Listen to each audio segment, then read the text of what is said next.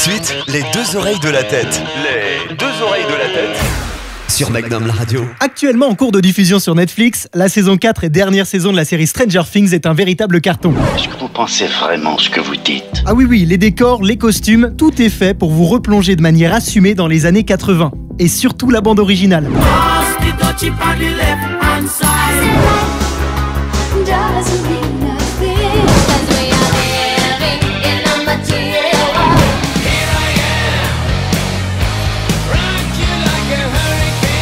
Grâce au succès de la série, certains tubes des années 80 ont d'ailleurs repris des couleurs.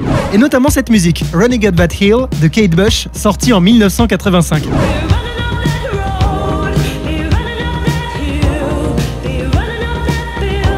Un tube qui parlait déjà à cette époque-là de l'égalité homme-femme. Dans les paroles, Kate Bush explique que si elle pouvait, elle passerait un pacte avec Dieu pour échanger sa place avec celle d'un homme pour que ce soit plus simple de réussir dans la vie.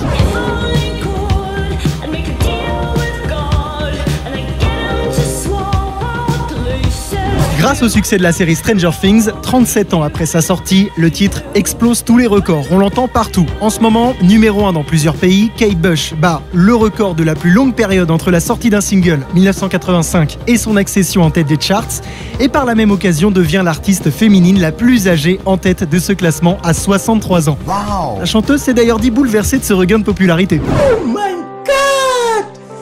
Wow! Ceci dit, c'est pas la première fois que ça arrive. La saison 3 de la série Stranger Things avait déjà permis à Limal et son tube Neverending Story de revenir à la mode.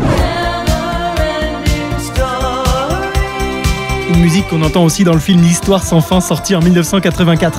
Les musiques des années 80 ne sont pas mortes, bien au contraire. Grâce à certaines séries et certains films qui surfent sur la vague nostalgique de cette époque, elles retrouvent une seconde jeunesse, et notamment auprès du jeune public. Et ça, c'est le genre de bande originale qui s'écoute avec les deux oreilles de la tête. Retrouvez les deux oreilles de la tête en podcast sur magnumlaradio.com.